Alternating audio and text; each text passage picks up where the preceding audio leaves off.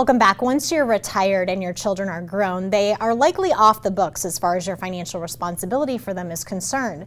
Yet you're probably still prepared to do just about anything for them. But are they ready to do the same for you if that need arises? That's the question, and joining us tonight is Gabe Rockers from Edward Jones to discuss. Hi, Gabe. Hi there, how are you? Good. So 72% of retirees say one of their biggest fears is becoming a burden on their family members, and no one wants to become dependent. So how can people prevent this from happening? Great question. You're absolutely right that basically 3 out of 4 retirees fear that eventually something will transpire. They won't have the affordability and they become a burden to their kids, either with their kids providing the care or paying the support needed for the care. And at the same time, about 1 out of every 2 retirees would really like to spend more time and resources providing and protecting their loved ones. So to really be able to get an optimal outcome, per your question, I would really say people need to start planning early and then have an effective plan in place that they can execute.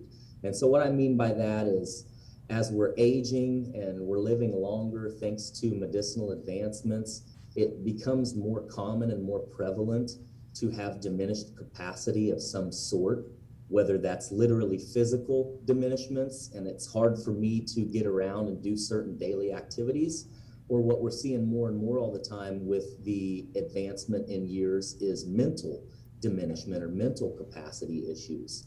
And so first and foremost, if somebody can make sure that they've visited with their family and their loved ones about whether or not they're equipped to provide any care, that's a really nice step to start.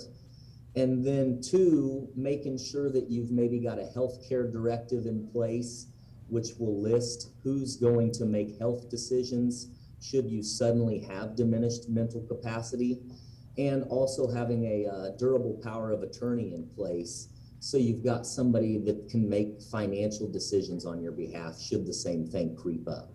You know, in midlife, we don't think about these questions. We don't think about having these discussions with our parents, but when it comes down to it, it needs to happen because you don't want to become, in that situation where you're unprepared. It is absolutely a big spot for both the need to execute and put a plan in place, but also to kind of ease the burden on your loved ones if and when that time should arise. Mm-hmm.